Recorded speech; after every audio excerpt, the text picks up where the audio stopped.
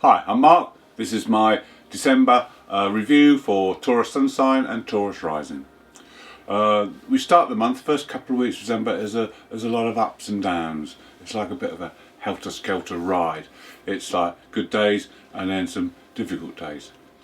But then in the middle of the month there's some great news that I'll tell you about a bit later on. But let's look at the start of the month. The first, Mercury makes an aspect to Saturn, who's in Capricorn, but he's right at the end of Capricorn now. So he's losing his strength. When a planet gets to 29 degrees, it's virtually ineffective. But with Mercury there, you can examine the situation around Saturn. You can just have one last look before Saturn leaves your 9th house. Just check that your beliefs are up to date and that you've learned enough. Saturn is the great teacher. There may be one or two last little things you want to learn before Saturn moves into your 10th house of career. On the 4th, it's one of those down days. The moon is opposite Saturn and you will feel a bit depressed or a bit down. But then on the 5th, it's a very up day because Venus makes an aspect to Neptune. This is a very creative, very dreamy, imaginative day. This is a day when you can create something, or if you meet someone, they could be very artistic, very creative type of person. Could be a day when you meet a soulmate, or could all be an illusion, because Neptune sometimes puts illusion around things. Then on the 9th, it's another one of those days when you're going to feel a little bit lethargic, you know, just a little bit under weather, but it will pass.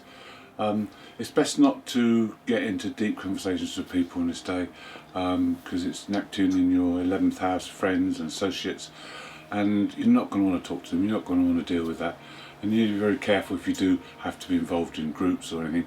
You have to be careful what you say because you're not going to be clear-headed on that day. But then the next day, on the 10th, there's going to be a surge of energy because the Sun and Mars come together in a positive aspect, and this is a good time for you to work behind the scenes on your own. Just get on and do things. You've got 2 or 3 days of this and that would be great. Also on that day, the 10th, you have Venus and Pluto coming together. Venus is in your 7th house of relationships, so this is a great day for intensity and passion within a relationship. Also, it could be a day when you meet someone. This could be a very fated feeling about this meeting. Once we're over those first few up and down days in December, then the second week there's more power, there's more strength because Mars makes a positive aspect with the North Node. This is a point of strength. This is where you can now put your mind to something, give it 100% and get it done. Whether it's a project that you're working on behind the scenes, whether it's something you've been putting off for a while, now's the time to go out there and get it finished. Then mid-month, there's a fantastic event. This is something that doesn't happen very often. We're having Jupiter and Saturn join together and they're going to walk us into Aquarius. Now, this to me signifies that we are now well and truly in the age of Aquarius. We have finally letting go of the age of Pisces. Because Neptune, who's still in Pisces, which he rules, will move out and will slowly get weaker over the next 3 or 4 years until he's finally gone, and that will signify the end of the age of Pisces. And this event in the middle of December signifies for me the true start of the age of Aquarius, because there is a kind of a 50-year overlap where one age drifts into another. Right, so what does this mean for us? Well, globally this has a major effect because with the 2 big planets in Aquarius, there'll be a strong feature on communication, there'll be a strong feature on scientific studies and information. People want to learn more, they want to know more. With Saturn in Aquarius, it means things will be tested, things will be tried and tested. Jupiter works very well in Aquarius, so there'll be opportunities here, opportunities to change and to move forward, personally and globally. But with Saturn, we can do it within restrictions, we can do it responsibly, and we can do it within the confines of what we've already built. So it's change, but change, purposeful change under controlled circumstances. For you Taurus, this is your 10th house. This is the house of destiny, so this is going to be affected greatly over the next few years. The 10th house is about our way forward. So there'll be opportunities to change your path or to progress in path, to get more enlightenment. There'll also be opportunities to do this in a well planned and organised way, because Saturn is there as well. So this is all good for you. Now, also this is a house of career, so there could be those of you who want to change career or learn things so that you can better yourself through Jupiter and be more organised through Saturn in your career.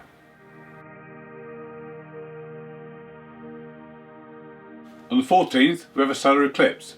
This one is a member of the Saros South 4 series, and it brings a kind of fated feel, a very intense emotional feel with it. This one happens in your 8th house. This is the house of Scorpio, so this is an intense house it's happening in. So there could be some soul searching with this eclipse. Could be things to do with relationships or money. You could see the darker side in someone, or even in yourself.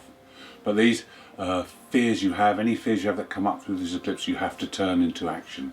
You have to overcome them and put action in place to deal with any problems that you have. Also on the 14th we have Venus, who's in your 7th house of relationships, square on that Jupiter-Saturn conjunction. So now we're going to have a look at relationships, because Venus wants to examine things. Venus is your desires, so is there things you want to do? Is there fun you need to have? Also, is there responsibilities that you need to take? Saturn's about planning and organisation, so maybe it's time to start planning and organising things for the future. Then on the 15th, the Black Moon, Lilith and Uranus come together in your sign of Taurus. Now, these two don't have a lot in common, but they both don't like being restricted. They like freedom, so now's the time that you can look to freeing up some of the restrictions you've been under. The other thing these two will do, they will change circumstances around you. They will change and alter things so that you actually find yourself going in a different direction or doing something completely different to what you thought you were going to do.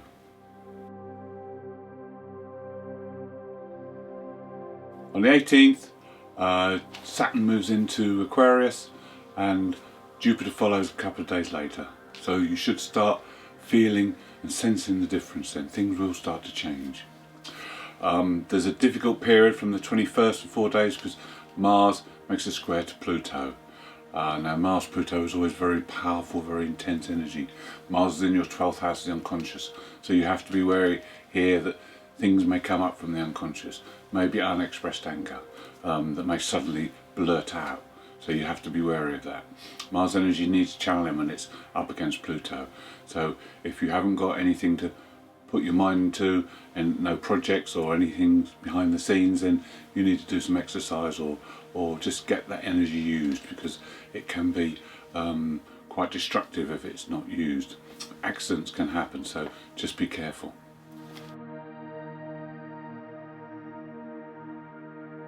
On the 22nd, the Sun and Mercury moves into your 9th house in Capricorn, your fellow Earth sign. So now is a good time to examine things. They make an aspect to Chiron, the healing planet. So now you can examine things. You can see things in a different light. This will allow you to gain a new perspective on things. It may be that your beliefs or your philosophy needs changing. Maybe that there's things you want to learn and to find out about. Also, maybe time to review your plans for the future, whether you want to go away, whether you want to spend some time in somewhere completely different. These are all things you may be considering at that time. Between the 27th and 29th, the Sun makes a positive aspect to Uranus and the Black Moon in your 1st house. This is a great time to examine yourself. The Sun will illuminate your personality, your inner thoughts and feelings. This is a good time to see the picture as it really is. It's a good time to look in the mirror and you'll be able to see much more than you've ever seen before. Everything will be illuminated. It's a good time for self-discovery. Then at the end of the month there's a nice finish to the year because Venus makes some positive aspects and you'll be very chilled out. It's quite a romantic time, it's quite a dreamy time.